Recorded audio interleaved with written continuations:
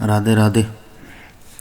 आप सभी का स्वागत है आपके अपने आध्यात्मिक चैनल कानोपदेश पर।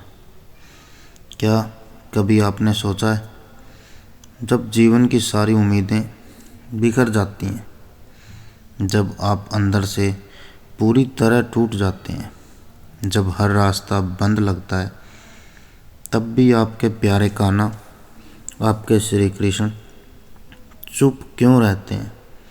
क्या उनकी चुप्पी का कोई गहरा अर्थ है? आज हम इसी गूढ़ प्रश्न पर विचार करेंगे, क्योंकि कान्हा की यह चुप्पी दरअसल उनकी सबसे बड़ी सीख होती है।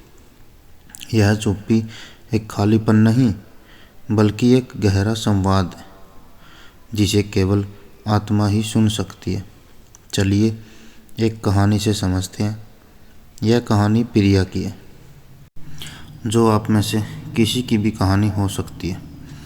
प्रिया एक बहुत ही साधारण नेक दिल इंसान थी। वह बचपन से ही कान्हा की अनन्य भगत थी। उसका दिन कान्हा के नाम से शुरू होता और उन्हीं के नाम से ख़त्म होता। उसे पूरा विश्वास था कि कान्हा हमेशा उनके साथ है, उसकी हर मुश्किल में उसका हाथ थामे रहेंगे। लेकिन जीवन ने प्रिया के विश्वास की कड़ी परीक्षा ली। एक के बाद एक मुश्किलें उसके जीवन में आने लगी। पहले उसने अपनी नौकरी खो दी, जो उसके परिवार का एकमात्र सहारा थी।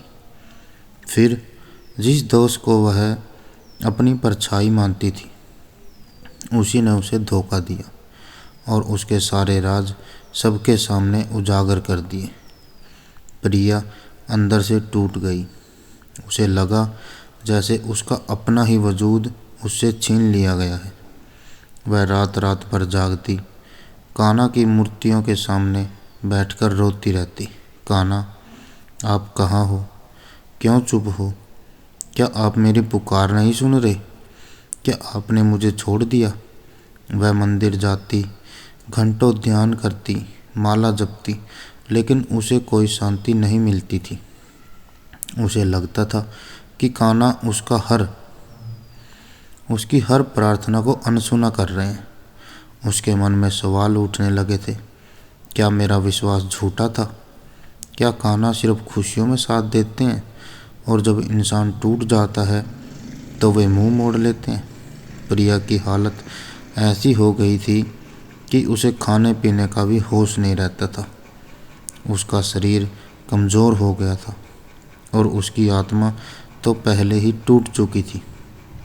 वह हर पल बस यही सोचती रहती कि कान्हा उसकी मदद क्यों नहीं कर रहे। उसे लगता था कि कान्हा अगर एक बार भी उसे कोई संकेत दे दे, कोई रास्ता दिखा दे, तो वह इस दलदल से बाहर निकल सकती है। लेकिन कान्हा मौन थे, पूरी तरह मौन। उसकी रातों की नींद उड़ गई थी, दिनों का चैन छिन गया था। उसे लगने लगा था कि उसकी सारी भक्ति व्यर्थ थी।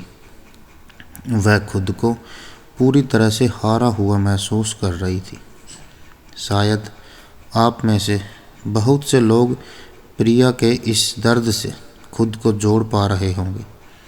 आपने भी ऐसे ही पल अनुभव किए होंगे, जब आपको लगा होगा कि आप अकेले हैं और आपकी प्रार्थनाएं कहीं खो गई हैं और ईश्वर ने आपकी पुकार अनसुनी कर दी है। यह वह समय होता है जब इंसान अंदर से पूरी तरह बिखर जाता है और उसे लगता है कि अब कुछ भी ठीक नहीं हो सकता। लेकिन मेरे प्यारे दोस्तों, यही वह क्षण होता है जब कान्हा की चुप्पी का असली अर्थ उजागर होता है। यह चुप्पी उनकी अनुपस्थिति नहीं, बल्कि उनकी गहरी उपस्थिति का एक अदृश्य रूप है। जब हम अंदर से टूटते हैं, तो कान्हा हमें बाहर की दुनिया से नहीं, बल्कि अपने भीतर से जवाब ढूंढने का अवसर देते हैं। सोचिए, महाभारत के युद्ध में जब अर्जुन अपने ही बंधुओं को सामने देखकर टूट गए थे, जब उनका गांडीव हाथ से छूट रहा था, तब कान्हा ने क्या किया था? उन्होंने अर्जुन को युद्ध लड़ने से नहीं रोका, न ही उनके लिए युद्ध लड़ा। उन्होंने अर्जुन को गीता का ज्ञान दिया। उन्होंने अर्जुन को अपनी अंतरात्मा की शक्ति से परिचित कराया। उन्होंने अर्जुन को समझाया कि यह युद्ध बाहर का नहीं बल्कि भीतर का भी है। कान्हा ने अर्जुन को वह रास्ता दिखाया जिससे वह अपनी ही शक्तियों को पहचान सके। ठीक इसी तरह जब हम अंदर से टूट जाते हैं, जब हमें लगता है कि कोई हमारी मदद नहीं कर रहा, तब कान्हा हमें एक गहरा संदेश देते हैं। बाहर मत देखो, भीतर देखो। उनकी चुप्पी हमें यह सिखाती है कि हमारी असली शक्ति, हमारा असली सहारा हमारे भीतर ही मौजूद है। यह चुप्पी एक खालीपन नहीं बल्कि एक आध्यात्मिक प्रयोगशाला है, जहाँ हमारी आत्मा को परखा जाता है, तराशा जाता है और मजबूत बनाया जाता है। कान्हा जानते हैं कि जब तक हम बाहरी सहारे पर निर्भर रहेंगे, हम अपनी असली क्षमता को कभी नहीं पहचान पाएंगे। वे हमें उस गहराई में धकेलते हैं जहाँ से हमें खुद ही तैरकर बाहर आना होता है, और इसी प्रक्रिया में हम अपनी अद्भुत आंतरिक शक्ति का अनुभव करते हैं। यह चुप्पी एक परीक्षा है, एक शुद्धिकरण है, जो हमें अपनी असली पहचान से परिचित कराती है। तो फिर जब कान्हा चुप हो, जब आप अंदर से टूट रहे हों, तो हमें क्या करना चाहिए? क्या हमें हार मान लेनी चाहिए? बिल्कुल नहीं। हमें इस चुप्पी को एक संकेत के रूप में लेना चाहिए, एक आमंत्रण के रूप में अपने भीतर झांकने का, अपनी आत्मा से जुड़ने का। अपनी चुप्पी को स्वीकार करें। सबसे पहले उस दर्द को स्वीकार करें, उस टूटन को स्वीकार करें, भागे नहीं, उसे महसूस करें।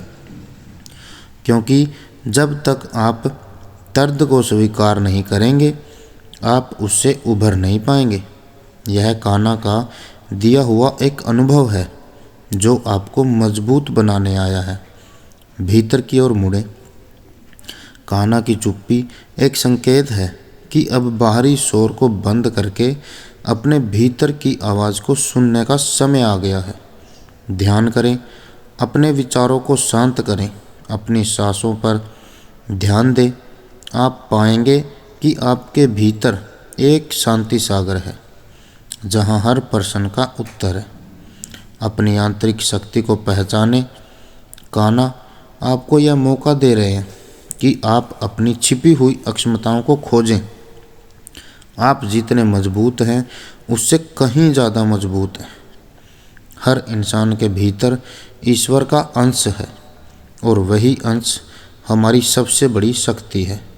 जब आप टूटते हैं तो कान्हा आपको यह याद दिलाते हैं कि आप खुद ईश्वर का ही एक रूप हैं और आपके भीतर असीम शक्ति है।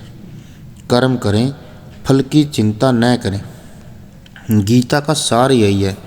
जब हम अंदर से टूटते हैं तो अक्सर हम कर्म करना छोड़ देते हैं। कान्हा हमें याद दिलाते हैं कि हमारा काम कर्म करना है, परिणाम उनके हाथ में है।